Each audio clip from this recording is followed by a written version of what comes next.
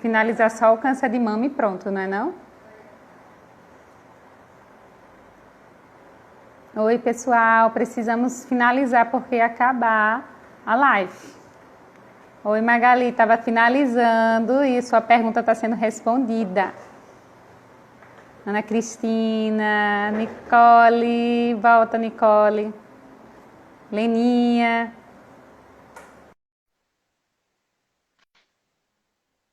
Jô, cadê Nicole? Tá aguardando aqui. Oi, Nicole. Magali está agradecendo por você estar respondendo sobre o câncer de mama masculino. Joceline está aí, fisioterapeuta do UOL, esposa do Dr. Velasquez. Ah, Tereza, Serquis, aí, ó, Ana Paula, Fernanda, Maria Selma. Pessoal, a gente está tentando ir respondendo aqui, porque são muitas perguntas que vocês estão deixando.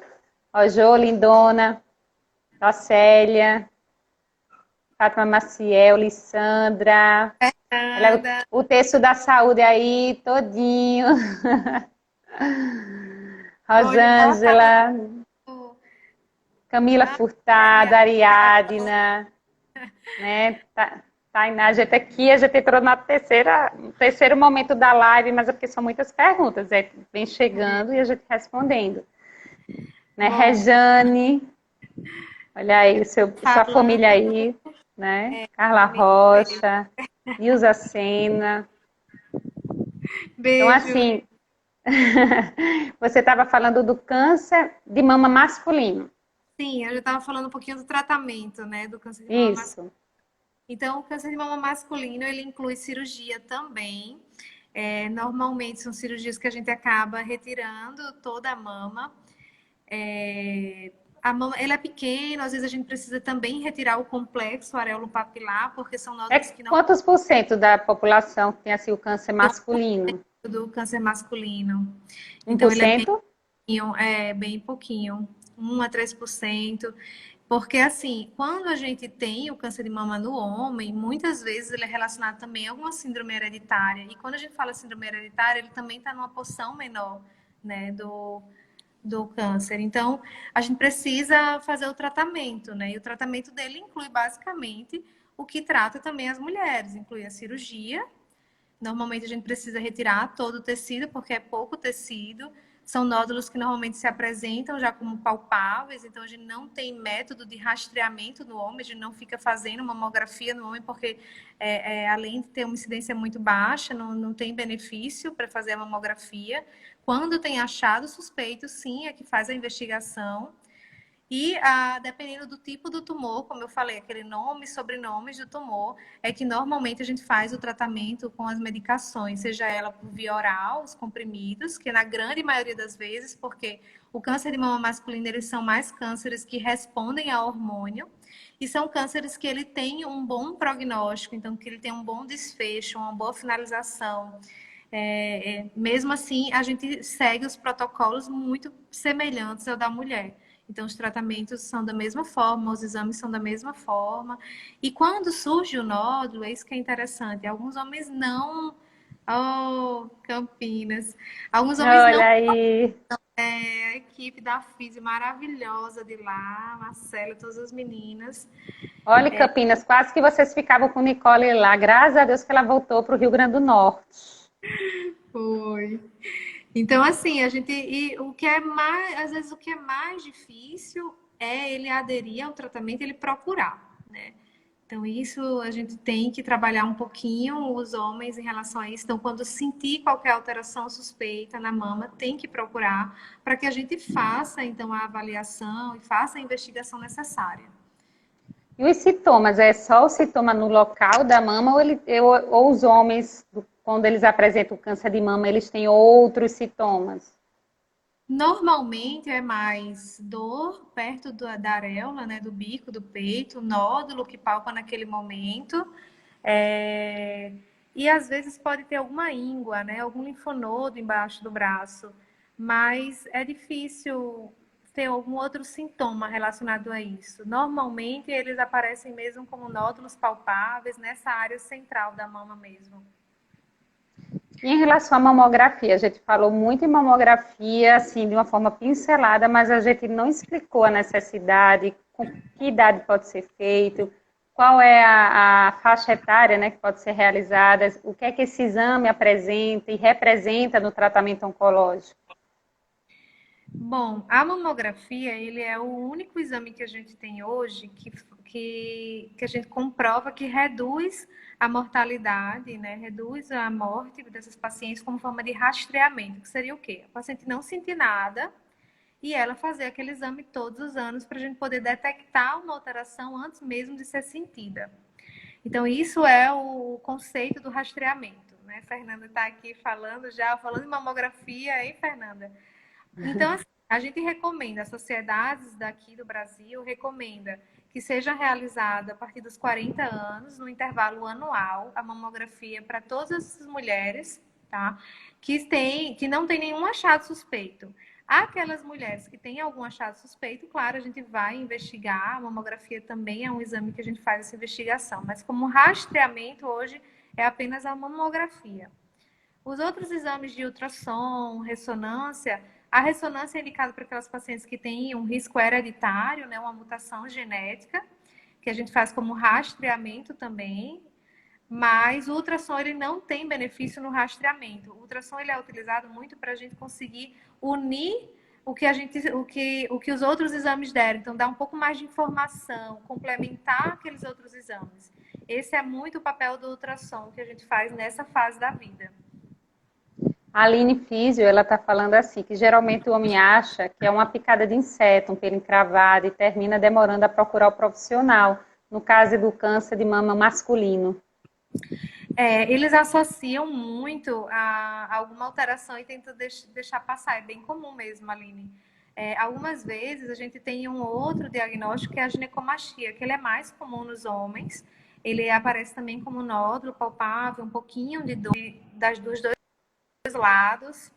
E a gente precisa sempre descartar. E a gente sempre acaba, o exame que a gente faz é a mamografia, né? Para a gente poder descartar o exame físico também. Mas se sentiu alguma alteração, se palpou alguma alteração, a gente precisa descartar. Não necessariamente é câncer, mas a gente precisa descartar e precisa investigar. Pois é. E a internet dela está caindo, Joel. Então, em falar também em relação às sequelas do tratamento, que a gente ainda não falou. Você queria até pontuar. Para a gente finalizar, né? Isso. Bom, as sequelas do tratamento, além das psicológicas, né, Lícia, que a gente já falou, né, que a gente não pode esquecer, a cirurgia mamária pode ter algumas sequelas. Marcela pode até falar depois um pouquinho. Eu até disse para ela que ia trazer aqui ela para Natal, para conversar um pouquinho. Seria o linfedema, algumas alterações na imagem, né? Então, algumas deformidades mamárias que a gente acaba vendo, principalmente em tratamentos um pouquinho mais antigos, em que retiravam umas áreas um pouco maiores da mama. A radioterapia pós-cirúrgica pode ter algumas sequelas que deixam a pele um pouquinho mais rígida. Então, assim, de forma geral, no braço a gente tem o inchaço, que a gente tem um linfedema, porque a gente mexe no sistema linfático daquela paciente para a gente poder tratar. E isso tem alguns riscos no tratamento e que a fisioterapia pode reduzir. Alguma alteração de sensibilidade no braço também, porque a gente acaba mexendo em alguns nervinhos. Tem a cicatriz, então tem fibrose naquele local, né? A própria fibrose, a própria cicatriz pode ter alguns desconfortos naquela área. A neuropatia, né? Isso, pós a quimioterapia, bem importante. Muitos pacientes, mãos e pés, sentem um pouquinho a mão ficar adormecida, são algumas sequelas da quimioterapia. A própria menopausa, né? A quimioterapia pode dar menopausa para os pacientes. Falou da preservação, isso. Então, a quimioterapia, ela pode fazer com que essa paciente entre na menopausa precocemente, antes da data. E a gente precisa pensar em vários outros fatores, que é a fertilidade, como a gente preservar. A doutora Priscila, lá em São Paulo, que é uma grande amiga do coração, que faz sempre uma excelente orientação do que o que é melhor, né, para a preservação desses ovos, preservação desse ovário. E também pensar na massa óssea. Quando a gente fala de menopausa... Osteoporose, né? A osteoporose. Então, a gente tem que ver como é que está a massa óssea dessa paciente, tem que ver se precisa de algumas medicações para essa paciente, para poder prevenir a osteoporose, porque a tendência, se entrou na menopausa antes, vai ser ela entrar também no processo de osteoporose um pouco antes. Então, a gente precisa tomar algumas medidas em relação a isso. Tem muitos fatores, a gente precisa conversar muito sobre esse assunto. Eu Dá amo um congresso inteiro, a né? obesidade, E câncer, a obesidade e câncer tem tudo a ver, né? tem Tudo que a falar ver. porque muitas pacientes, foi até uma palestra que eu dei, não foi, Lissa? Foi, na Muitas obesidade pacientes hoje. acabam ganhando peso após o tratamento. Então, isso aumenta o risco do câncer voltar, isso aumenta o risco de ter um novo Doutora câncer. Dani. Doutora Ah, Dani aí, ó, lindona. então, assim, a gente precisa sempre ter atenção em relação a isso, porque muitos pacientes acabam ganhando peso após esse tratamento, o tratamento oncológico, e a gente precisa dizer, olha, não pode associar outros fatores de risco, né? Não pode associar isso daí. Pode voltar e retornar. A Ellen até falou, estou malhando. A Ellen é um grande exemplo, né, para muitas pacientes aqui.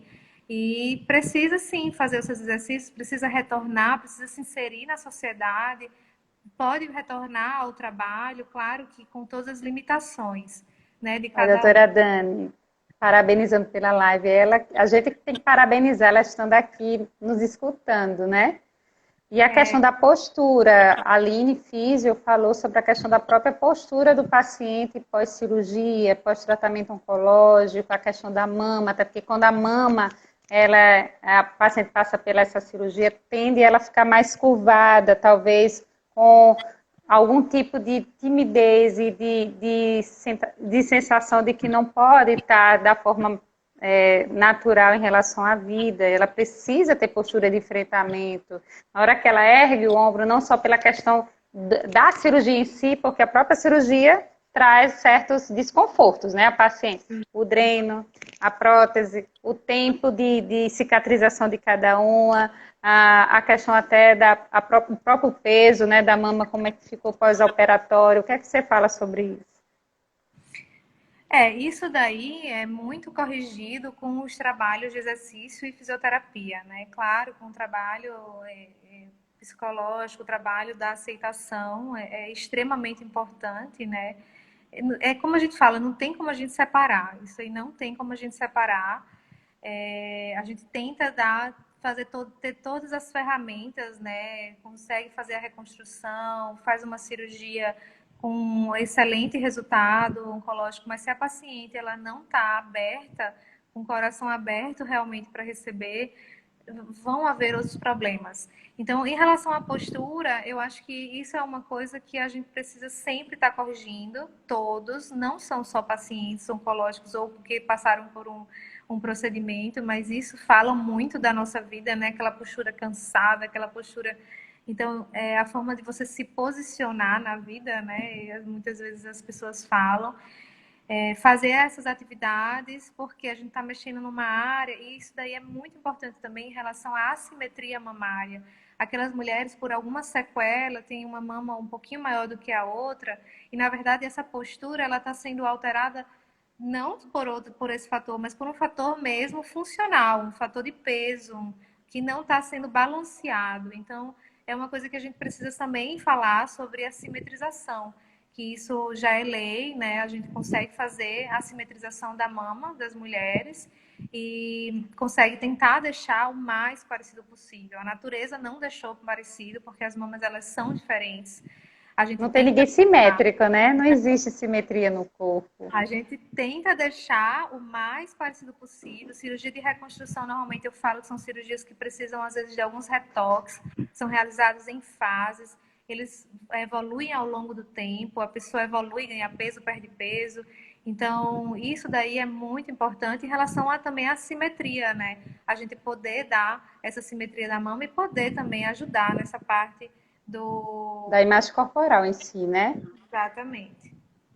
Então, você gostaria de deixar alguma mensagem para as pessoas que estão nos assistindo nesse momento de pandemia? A gente tentou, em 3 blocos agora, chegar junto de vocês, até porque eu acho que faz parte de cada profissional de saúde, de cada cidadão, a gente poder amenizar o nível de estresse que hoje está coletivo, os medos, as inseguranças. Imagine do paciente em tratamento oncológico que não deve parar por hipótese alguma, né? Na verdade, o paciente oncológico ele tem que estar monitorado pelos seus especialistas, seja pelo seu cirurgião no processo de pré-operatório, ou de pós-operatório, seja pelo seu médico da parte da quimioterapia, da assistência oncológica, da clínica. A gente tem que entender que a quarentena, ela faz com que a gente reflita a questão do autocuidado também, né?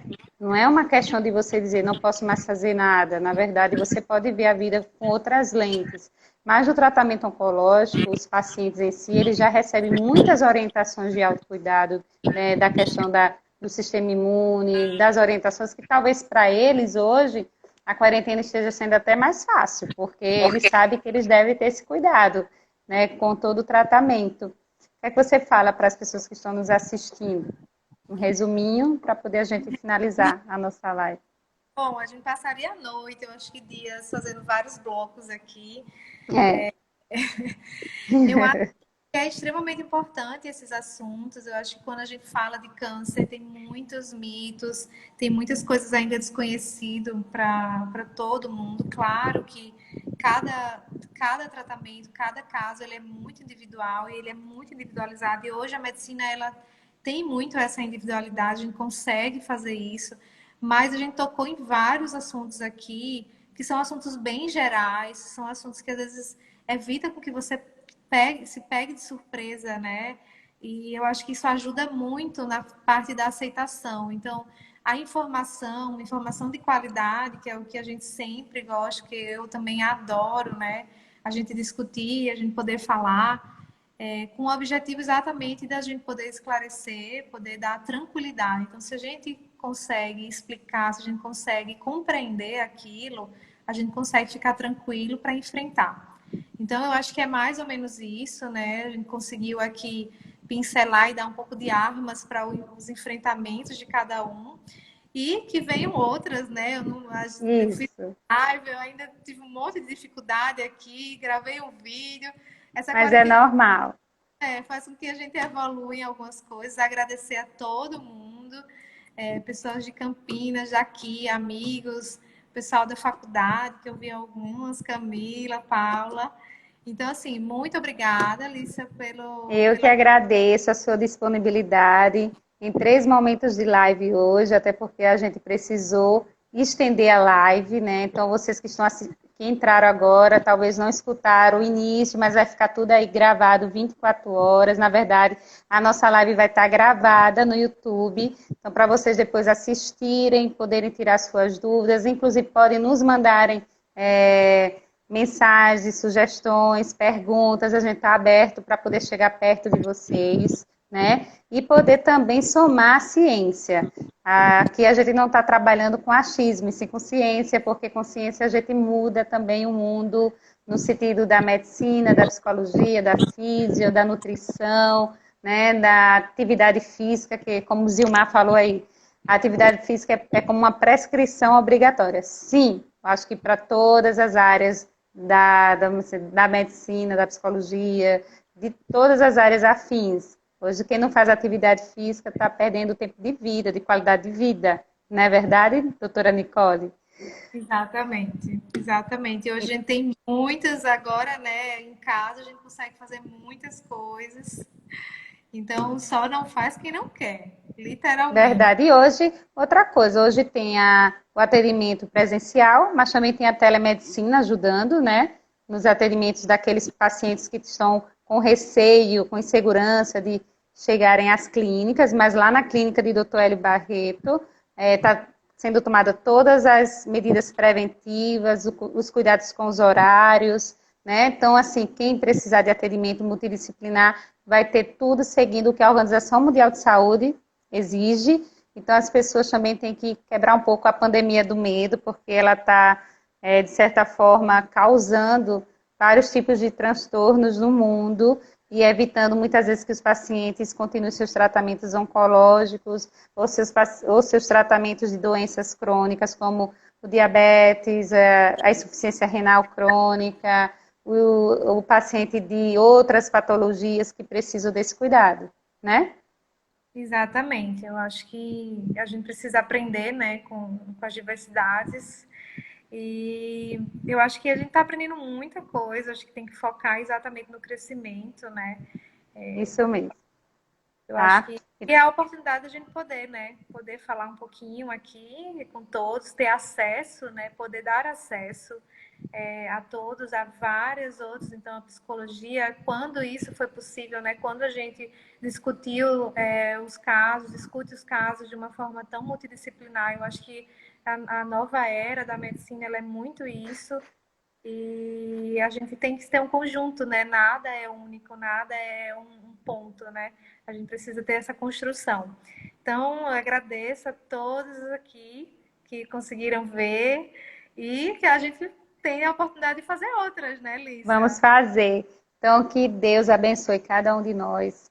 Que esse momento de pandemia passe logo, porque eu tô louca para abraçar cada um de vocês. Eu tô louca para ir para a rua, para ir festejar, para ir para a praia, para tomar um bom vinho na rua, que não seja em casa, porque eu acho que nós somos seres de toque.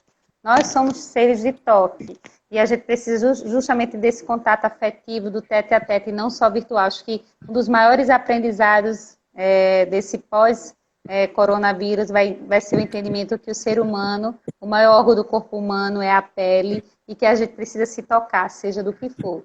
O toque social, o toque mental, o toque espiritual, o toque afetivo, o toque humano. Acho que esse toque do autocuidado, ele se estende em todas as esferas do ser humano, não é isso? Exatamente. Então, vamos nos tocar, né? Fica Vamos a nos mensagem. tocar. Pois, beijos para todos. Beijos. Obrigada, Nicole.